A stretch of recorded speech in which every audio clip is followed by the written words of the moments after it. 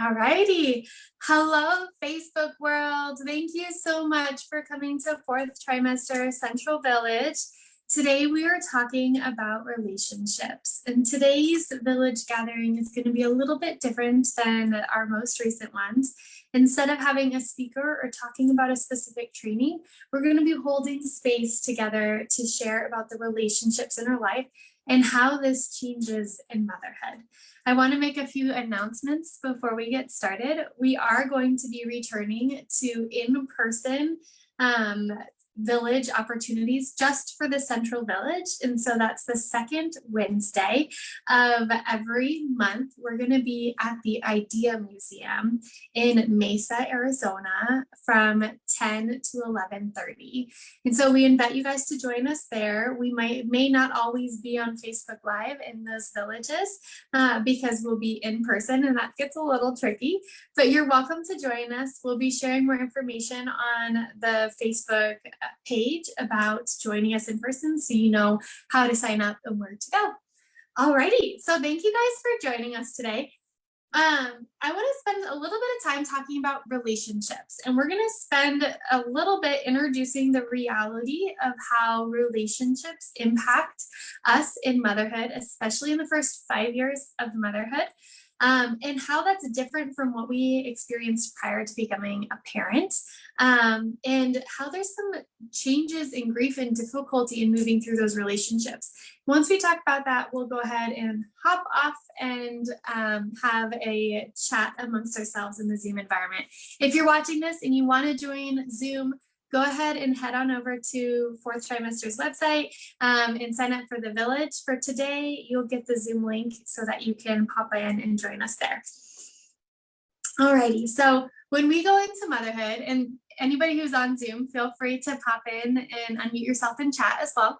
When we go into motherhood, we experience significant changes in our relationships. So oftentimes we have this picturesque expectation of what it's going to be like to have our first baby and bring our baby home and transition into a new life together. If you're anything like me, you probably were excited to have a few weeks off of work with a to-do list that you thought you were going to accomplish, a nursery that was set up to a T that you're excited for your baby to sleep in and call their bedroom, their nursery home for them, be their comfortable place. And you kind of had this like magazine approach of what it was going to be like to step into motherhood.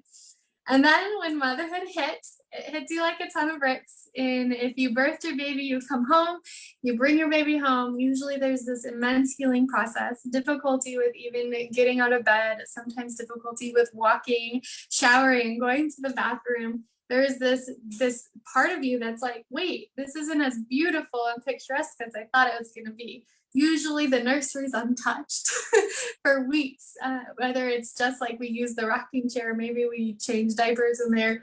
But typically we create our own little nest in our bedroom or on the couch where we spend most of our time, and we get to know our baby and we get to know ourselves.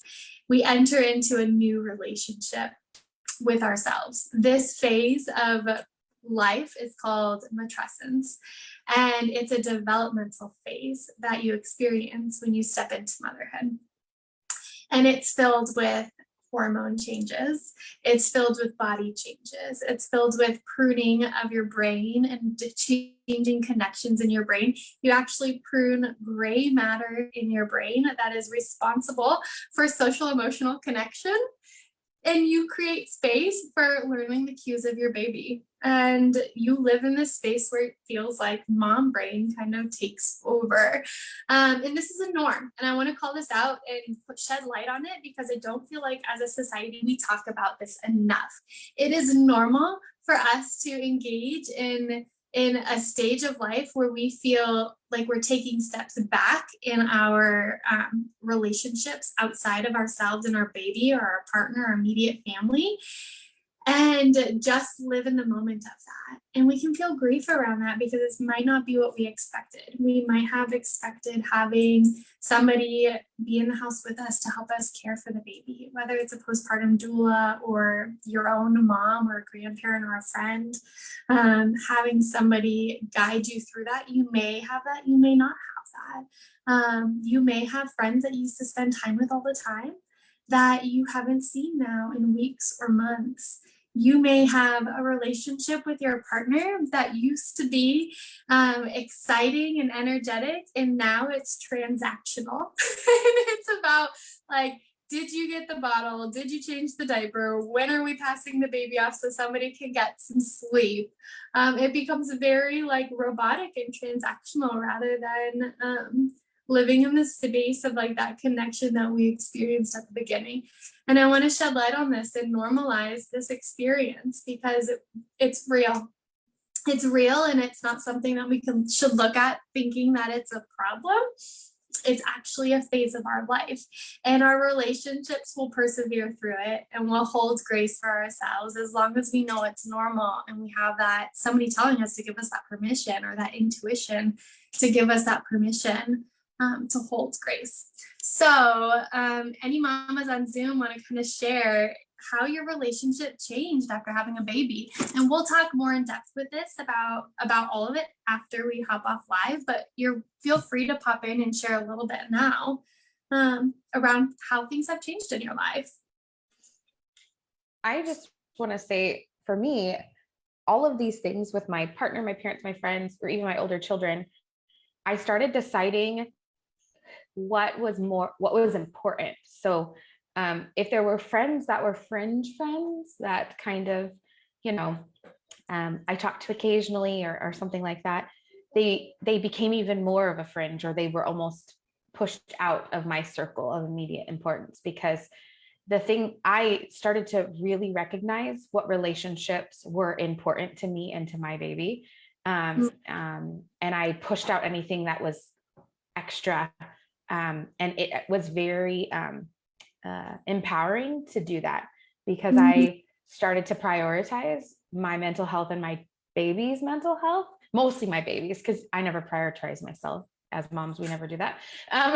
But so I was like, is this person going to be a good influence on my child? Is this person going to be worthwhile to have a relationship with my child? And I started pushing them out. And if they didn't follow those rules the new rules that I had set for my child. So it was kind of, it was good because I realized what was important. What a beautiful way to spin it, rather than feeling the distance growing and longing for what you had before. Instead of looking backwards, getting to look forwards of what you want to create. I love that perspective change. So I remember feeling this incredible sense of guilt of not wanting a bunch of people around, really wanting to be in, just like you said, be in that space in my nest with my baby. And then when I had my daughter, my baby, and my son, I wanted to be there and not have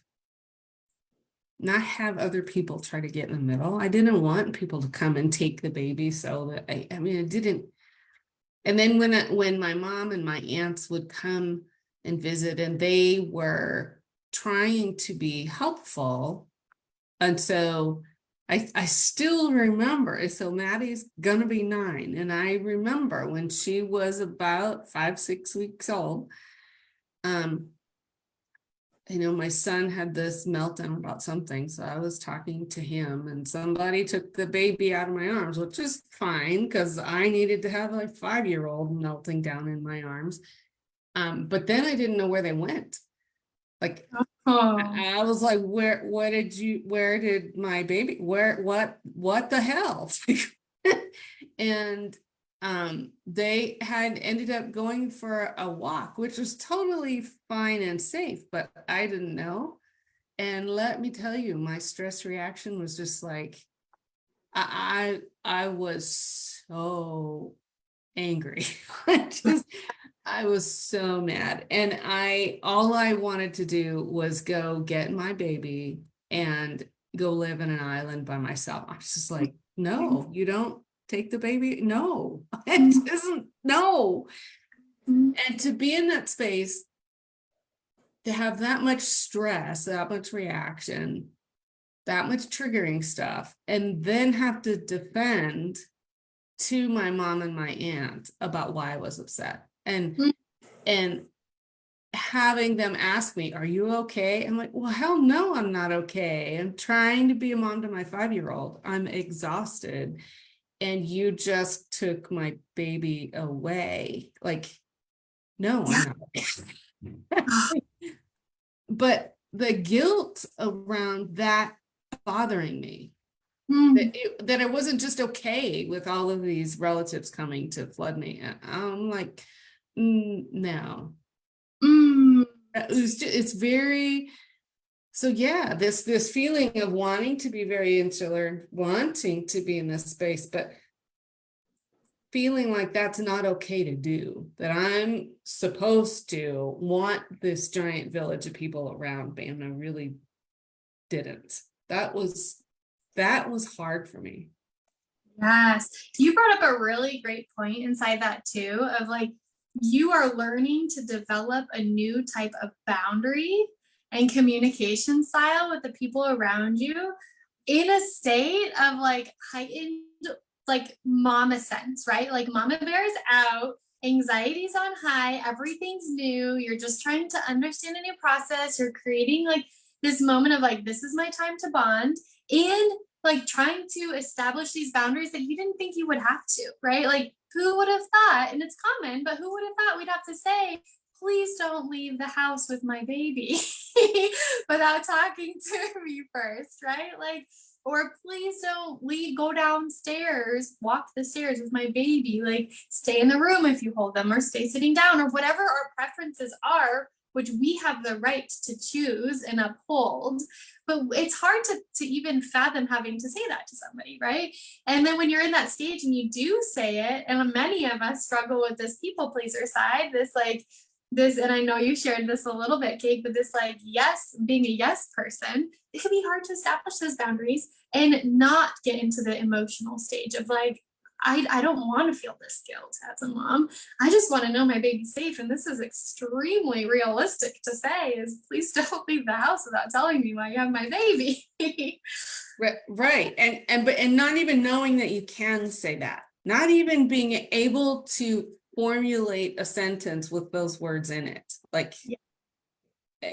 And then, I mean, and this is my particular sort of mix of family members, but my aunt was the Never Shake a Baby statewide coordinator and back to sleep coordinator, work for Prevent Child Abuse Arizona. And she and I and other folks who I admire and value are both infantile or mental health endorsed folks and do work with the coalition. So it's like, here's all my training, here's my degrees, here's my everything that I'm doing. These are experts in their field. They're really they're not going to hurt the baby. Mm-hmm. And even so, I'm like, I can't even put the words together to say to you, yes, if you would hold the baby, that would be great. Could you stay in the living room? Like, there was not even a way to put that thought together. And then the feeling of guilt around, why isn't this idyllic situation with my mom right next door and her sister staying with her right next door over there? They're around, there's these support system that's around, but it felt intrusive and coming in to take my baby away from me. And yeah, so it's this really odd space of trying to figure out, how do I navigate these boundaries? How do I even talk about them? And how come I feel so wrong for wanting boundaries and needing them, but feeling like I have to appease the grandma and my aunt? And yeah. Yeah, one thing, so I was teaching a boundaries workshop last week, and one thing that we were talking about that every single mama had experienced was this reflection of when I set and uphold boundaries, there's this reflection given back to me from everyone around me that I have an attitude, or I am, there's a lot of like name calling, right? Like, I am a female dog if I set boundaries. I'm a bad person. I am cranky if I set boundaries. And I do think it's part of us paving the way as people, as females, people who identify as females or moms, being able to pave the way of upholding the boundaries and sitting in the discomfort of other people's discomfort with it too, right? Like, I'm uncomfortable setting the boundary as somebody, as a new mom or a mom of a new baby. And I didn't know I'd ever have to set this boundary. And like, I have to also learn to sit in the discomfort of your reaction to this. Like, that's a lot for us to hold. But it is something that we're learning to pave the way. I feel like for all moms out there, and for our children to witness and experience too. It's definitely a rocky, like, emotion-filled road. Sorry, I didn't mean to change the screen. Another thing that you brought up, that Kate, that I just want to highlight too, is being able to identify what you want your village to look like and have the permission within yourself and within your village to change that at any point in time. So when you're pregnant and you're like, okay, this is going to be great. My mom lives next door. Like, my aunt's going to be in town. I'm going to have all these trustworthy, caring people to support me. This sounds great. And then you experience it and you're like, ooh, like, this is not exactly what I feel like I need. Being able to set some of that stage, like, I can give myself permission to change that at any time. And I'm hoping people on Facebook world hear this and hear that permission too, from people who have lived it and experienced it and had to sit in the guilt of it. That it's okay to give yourself that permission and give yourself that grace, and even make that known and speak those words that, okay, I might change the dynamics of this village depending on what I truly need when the time comes and throughout the transition into this phase of life. I don't know if anybody here has read the book. There's a beautiful book called 7 Sisters for 7 Days, I think is what it's called. And it's about creating, if somebody on here knows it and I'm getting the title wrong, feel free to unmute. It's about creating a support system for your postpartum season and finding 7 people in your life that would support you. And they kind of sign up for a day of the week for however many weeks you identify that you might need that. And they just check in on you and they say, hey, do you need anything? Can I bring you supper today? Like, can I come over and help with laundry? Can I walk your dog? Can I help get your kids from school? Can I pick up your kids for a play date? Things to kind of take things off your plate and make it easier. Can I hold the baby while you sleep? And you get to identify what you think you want that to look like and plan it ahead of time with people, and create permissions for yourself around change as well. And so if you're pregnant or in your first season of postpartum, or you're in your season of postpartum, I recommend reading it because it's never too late to implement what that book shares. Alrighty, does anybody else want to unmute and chime in around how relationships have changed after having a baby? I could share something. Yeah. So I would say the hardest relationship change for me is with my husband. We've been together for 11 years and we have a great relationship. But now this is just something totally different that neither one of us has ever experienced. And so I spend most of my time with baby. You know, he has to go to work during the day. So I'm the one up all night with her. Not that she's up all night every night, but some nights, you know, some nights she's cluster feeding and she's up every hour and wants to eat. And I think it's funny that when she wakes up and cries, he just like rolls over and covers his head in the blanket.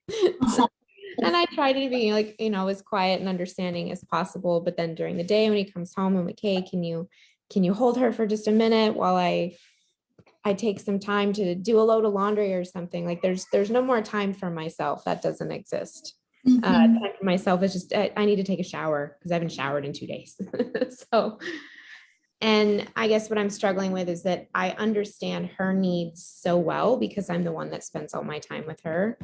And I see that he is unable to soothe her and give her what she needs.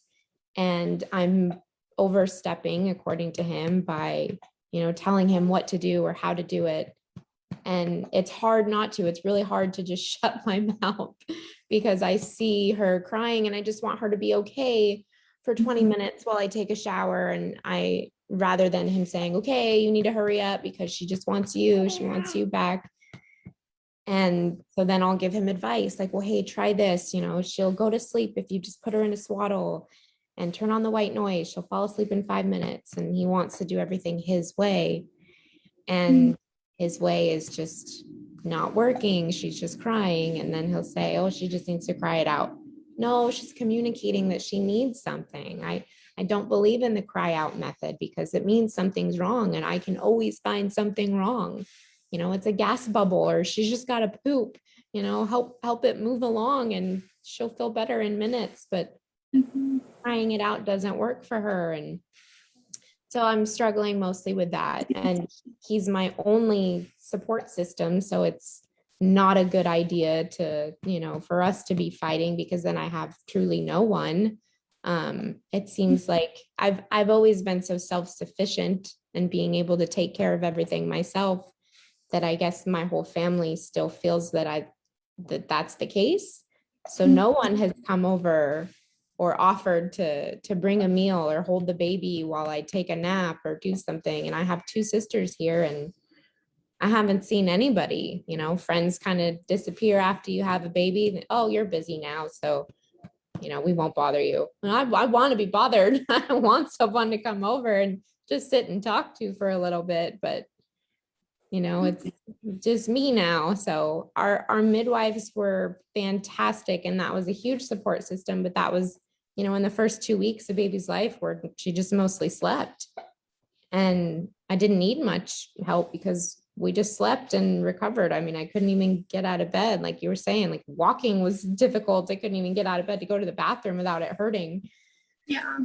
So that was our first 2 weeks of life. And now here we are trying to figure everything else out. Now her digestive system is changing and now she's more fussy and gets hiccups and spit ups. And I'm wondering every little thing I'm doing, is this right? Or, am I eating something that's causing this? What's going on? And now I feel is when I need support and help. And I just feel like I don't have it. Oh, I hear you loud and clear and I see you, my dear. I know. That's why I figured like, okay, it's time for a postpartum group to be around other women that understand and get it. And even my sisters that they had babies, and they're not in this period right now. I figured they would understand what it would be like and would want to be here for me. But I guess, everybody's busy with their own stuff going on. So anyway.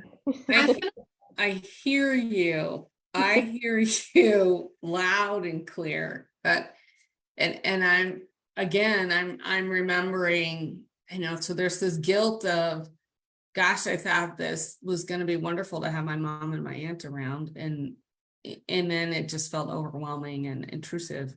And then I was the one who had FMLA and I breastfed both babies, but with my daughter in particular. So I was the one who was home. I was the one who, my husband had to work, and, my son was in school. So in kindergarten, so much of the day I was by myself with the baby, and I knew everything she needed. I knew what she liked. I knew what would help soothe her. I knew those things. And then I would get told that I was gatekeeping and that I was, these fancy, that I still think they're fancy words, would get thrown out there basically to say, you are restricting the people who yeah, you're keeping other people from forming relationships with your baby, when all I wanted was to be able to take a shower or take a nap and not have her just cry. With a cry that I knew was hungry. And so then I would start leaking. And I'm like, I know what she needs. Right. Like, Or and you can't do night, it. he's trying to put her to sleep before we've had a diaper change and, Right. wiped her down and got her ready for bed. I'm like, please don't put her to sleep right now. Well, she's crying. Yes, because she needs her bedtime routine. Right. And then you can put her down, but don't put her down right now because then I have to wake her up. She needs a Right. diaper change. She can't sleep like that all night. Right. And then it's, well, you're overstepping and quit telling me what to do and how to parent. And I know how to do this. But you've only been home for an hour. Right. Are you sure you know how to do this? I've been with her all day. I know exactly what she needs. And Right. so, yeah, it's hard to just zip my lip when I see. Well, and the other thing too, is it makes it more difficult. Like, okay, he'll make it harder on me, unintentional, right? But okay, if she goes to sleep now, well, now I have to wake her up and now she's going to be more fussy and it's going to take longer for me to get her to be able to put her down. Right. Or it's going to be harder because she's upset and now she's fighting at the breast and she's not latching, and then she's going to be gassy and we're going to have a really hard night with each other, which you'll sleep through it, but I'm the one that has to be up all night. So I need to find a way to be able to communicate with him properly of, hey, this is how I need you to take care of her, but without it coming across of me telling him what to do and how to do it. And I just don't know how to communicate that yet. So learning, and it's just a big transitional period of growing together. And I know that we'll get through it. Just communication is the biggest key that I need help with. Yes. And you're not alone in experiencing that. I want to emphasize that so much. The dance of a relationship, I'm sorry, keep clicking the screen on accident. The dance of a relationship, when you have a child, completely shifts and changes. Like, you used to know how to finish each other's sentences. You used to be able to read each other's minds and just go through the day and navigating all of the routine that you had prior to a baby. And throwing a wrench in that it can throw you off, but it can also hurt your ego, right? And so, speaking of the perspective of a caregiver who's not around baby as much, they want to feel the connection they see you have. Like, my husband tells me that all the time. Like, why can't I be the one he comes to when he's hurt? And I'm like, I'm sorry. And I know you want to be that for him. And you will be that for him throughout his life. Right now in this stage, it's mama, right? Like, there's pieces of it that I feel like come down to ego because of a desire to want to be able to do it and want to be good at it and want that connection and that feeling. And when the ego comes up and gets in the way of it, it comes in like, don't tell me what to do, or it's not fair that you gave him a hug first, or like these things that come up, or like, let me do it my way. Those moments, and those, I mean, my husband and I, our son is turning 6. Oh my God, in 2 weeks. And we still have those conversations. And we found more of a dance around it so that we can have like a good conversation around it rather than like a breakdown around it. Because when the conversation's not flowing and the communication's not there, it comes out in emotion, right? It comes out in the emotional breakdown. And that's okay too. That's part of the beginning of it. But I hear you. I hear what you say of like the fear of that breakdown when he's your only person right now. Ah. I hear you, girl. I'm going to pop us off of Facebook real quick and we can continue this discussion and share some. I think all of us mamas on here can probably share some ways that we've navigated building that communication with our partners. And maybe if you want those examples, maybe some of those will inspire you in your relationship with your husband too. So I'll say goodbye to Facebook land. Thank you guys for joining us so much. I'm going to fast forward these slides here and let you know that we have our villages. If you guys like the online village community, they have villages every Wednesday at 10 a.m. You can head over to this website on the top bullet here and see the list of villages and find ones that work for you. We also have our ecosystem lunchtime conversations, which are the first Friday of the month. And if you are listening to this and you feel like you would love to talk about a topic that you want to bring for one of these conversations, or you're interested in presenting or want to volunteer with Fourth Trimester, you can email us at info@fourthtrimesterarizona.org. Our next Central Village meeting will be on, oh my gosh, the 10th of next month. And that's going to be at the Idea Museum in person. And so you guys can go ahead and scan this QR code, screenshot it, and be able to tap it to open it so that you can register to sign up, and we'll send you emails. And we'll also do updates in the Facebook group, so you guys have that information as well. Thank you, Facebook world, for joining us. We will hop off now.